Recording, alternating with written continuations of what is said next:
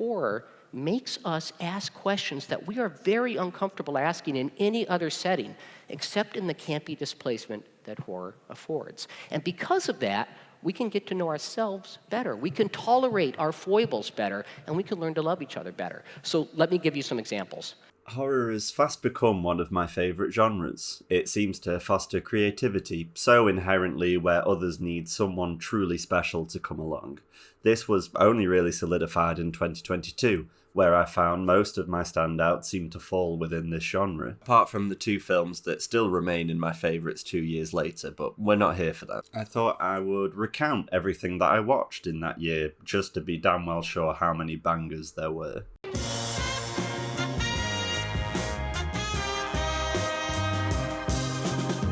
I'll start off with the most obvious category I can come up with, that being the franchise films. I'm not saying that these were particularly good, but it is a bit weird how we got so many of them. We saw the billionth Scream sequel, a Hellraiser, the Texas Chainsaw Massacre remake, a new Predator film, a new Orphan, and a new Halloween. Scream brought back some familiar faces to fight Ghostface once again, promptly before the new faces all got fired. Hellraiser certainly kept within its own brand of pain, giving us some interesting torture elements and showing us some freaky dudes. Texas Chainsaw Massacre tried to inject the franchise with a few modern elements. Try anything and you're cancelled, bro.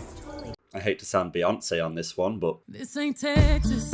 Prey took us back to 1719 to show us Native Americans using rudimentary weapons to defeat the Predator. And it's lovely seeing Dan Trachtenberg get more work, as just like 10 Cloverfield Lane, I really enjoyed this one, but there was just a severe lack of stogies. I need them because I'm a stud.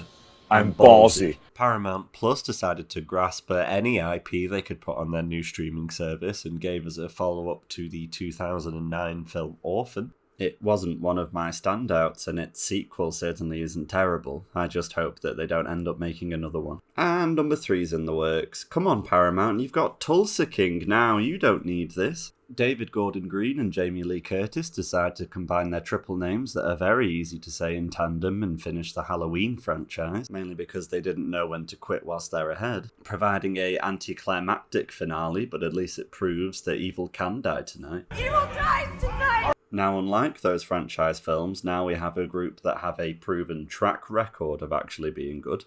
Under prolific directors, we saw Jordan Peele's Nope, David Cronenberg's Crimes of the Future, and Phil Tippett finally releasing Mad God. It took Tippett 30 years to finally complete and release Mad God. If the name seems unfamiliar to you, I can assure you that you have appreciated his work without realising it. He started production on this while he was working on RoboCop 2, and then went on to include Jurassic Park and Starship Troopers under his belt, until finally revisiting the project through a Kickstarter campaign. The film has no official through-line plot, instead navigating us through a desolate landscape, showing incredible creativity when constructing the world, and via montage at the very end it somehow manages to make commentary on how we view our own world. And I'm a man of simple means. I enjoy squishy things. Crimes of the Future has everything you'd expect from a Cronenberg project, with healthy doses of body horror, effective practical effects, all mixed in with sci-fi to further comment on humanity and its connection with the world around it. It almost feels like a catalogue of all of his previous works, because as you're watching it, you find yourself in familiar territory. It does live up to its title, really tackling the future and mentioning that maybe evolving isn't the best direction we can go. We also see Cronenberg tackling with what it means to be an artist, and to be honest, having people literally spill their guts out to their audience might be a bit too on the nose. It's certainly not a standout in his filmography, as some of the questions it poses are more interesting on paper than actually sitting through the runtime, but the more we can get out of this man, the better.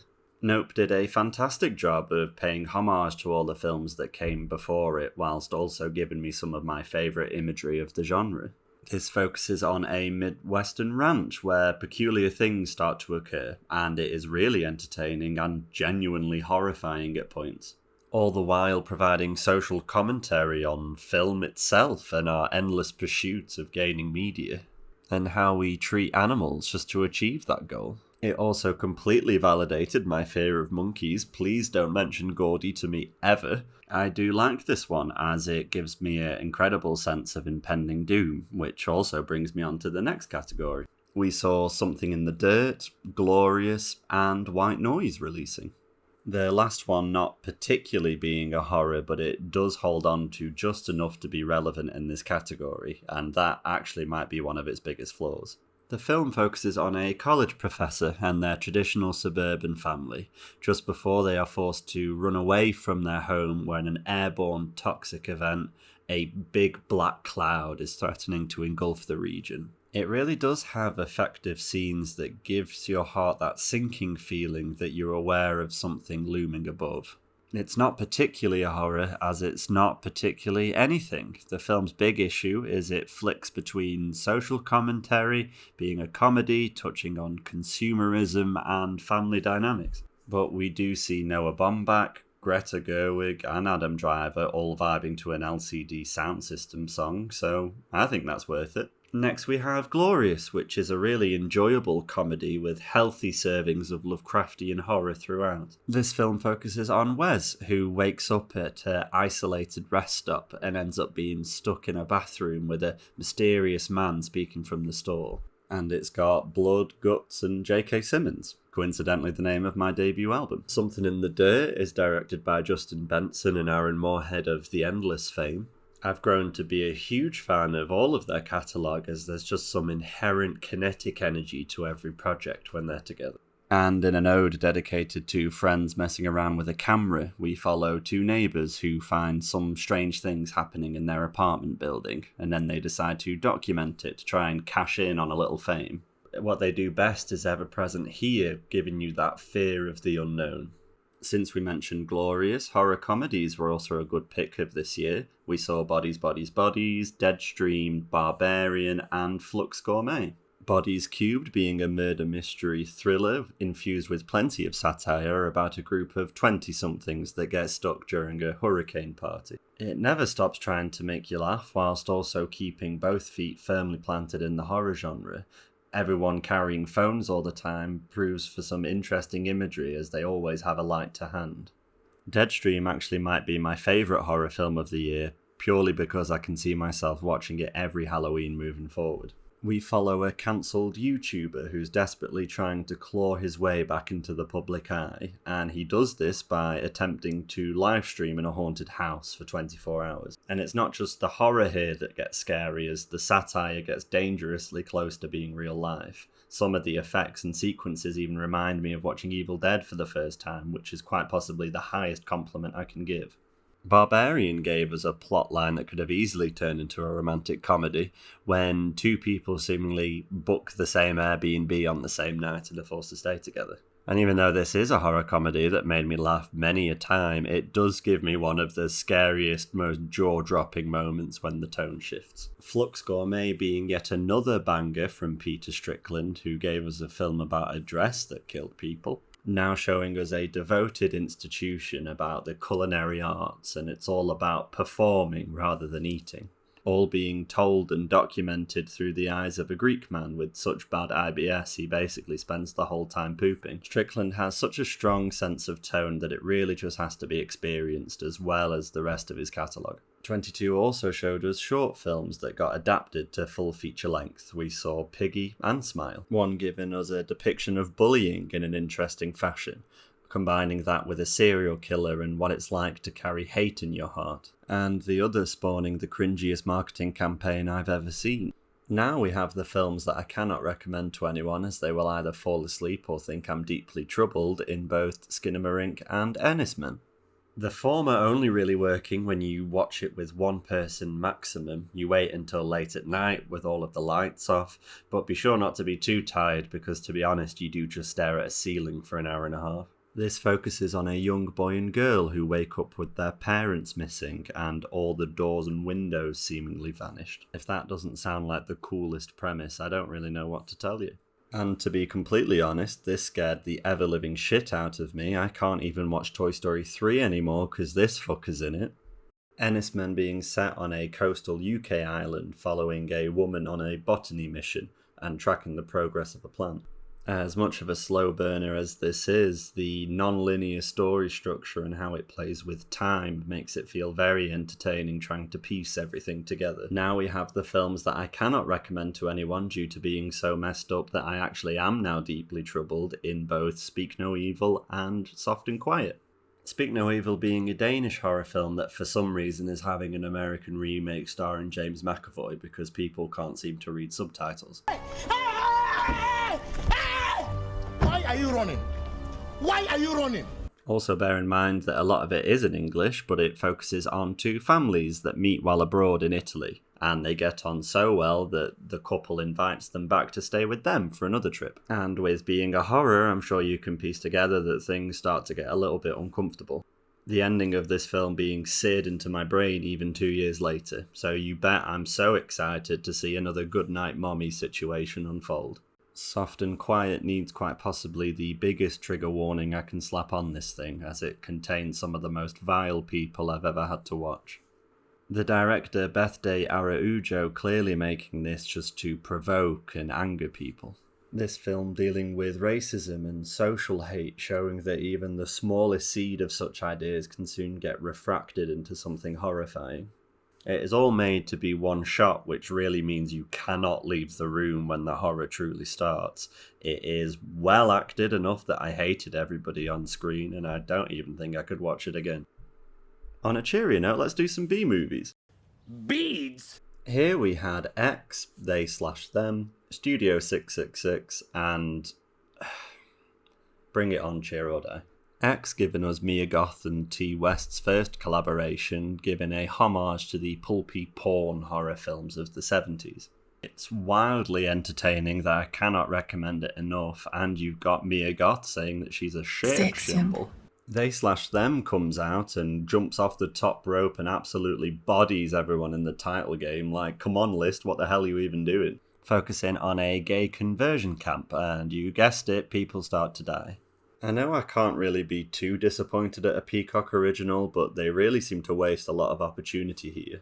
The premise alone makes it worth a watch. I would just cut out the scene where the gay conversion actually starts to work. That didn't really feel right. Studio 666 being the horror film that the Foo Fighters came out with that I didn't really know I needed in my life. This shows the band moving into a haunted mansion just to record their last album, and Dave Grohl ends up getting possessed.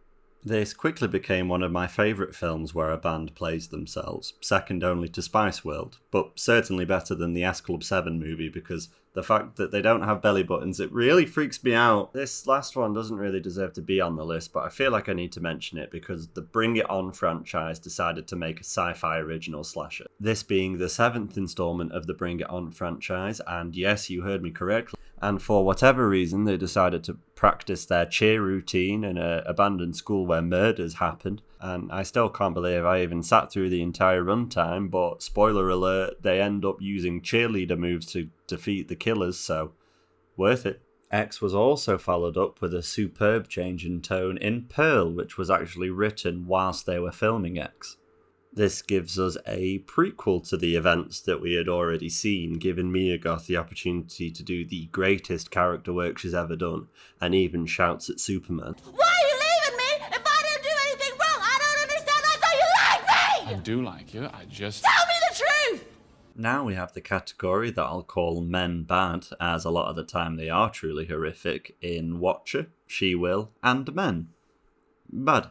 Watcher focusing on Micah Monroe's character after she moves to Bucharest with her piece of shit boyfriend, and, well, you guessed it, she's being watched. She Will focuses on a old film star that retreats to the countryside in order to recover from a surgery, and the characters soon find out that the woods are fueled with pure feminine rage as they slowly start to piece together what this land was used for. Men being Alex Garland's project that really seemed to split a lot of audiences, but in my opinion it's worth watching just to get to the last 10 minutes. If you're growing tired of the English language, we can now look at films like Hatching, You Won't Be Alone, and The Innocents. Hatching being a Finnish film that focuses on a young gymnast who is also part of an influencer family. Again, you heard me right. She ends up finding an egg that she decides to nurture until it hatches, and then some freaky shit comes out. You Won't Be Alone takes us back to 19th century Macedonia, where a young girl is kidnapped by a witch. After finally escaping years after the fact, she learns how to be a human, whilst also morphing into various people and creatures. The camera work really conveys how she is taken in every sight and sound. The eXistenz is a Swedish film that focuses on a apartment complex where all the children seemingly have weird powers, being one of the few films that doesn't draw too much attention to the child actors and makes everything feel natural. There are some moments where I would actually condone beating children, but hey, that's why I'm not a parent. M3gan finally began its journey on being its own category because she's a bomb-ass bitch, giving us a girl boss Chucky starring an animatronic that is designed to be a young girl's best friend, and you don't need me to tell you that she turns evil trying to protect her. The only thing holding this one back is they've obviously cut a lot of stuff out to meet the age rating. Just please release the R-rated cut, you cowards. We saw a group that I can only describe as a horror drama. Wait, is that just a thriller? With the likes of Resurrection, Bones and All, The Black Phone, and The Eternal Daughter. Resurrection starring Rebecca Hall, who gives a phenomenal performance of a woman driven slowly insane when a problematic person from her past finally decides to return. Bones and All gave us a romantic drama road trip film that interestingly got its title because Timothée Chalamet without a top on really is just Bones and All. The Black Phone came out just to show us that Ethan Hawke can be menacing and hench. The Eternal Daughter being a collaboration between Tilda Swinton and Joanna Hogg, which I'm beginning to think will always hit its mark, and providing us with a classic ghost story, which I'm not ashamed to say made me cry. So I can really just carry on going, as there's a fair few I've missed out. Don't Worry Darling could be considered a horror if you're scared of good acting. Stop it! I'm staying away from Terrifier that also came out, as clowns can actually just go fuck themselves. There's certainly a lot I have to catch up on. Google says Day Shift is a horror, but there's no fucking loss there. And I think that just about covers it. Oh my god, Morbius! It's Morbid time. If you made it to the end of this video and you're not a friend or family member, I'd just like to thank you, and please consider liking and subscribing. Even leave a comment down below and tell me what your favourite horror film of the year was, and I'll tell you how you're wrong. On the screen now you'll see the sources I used for this video.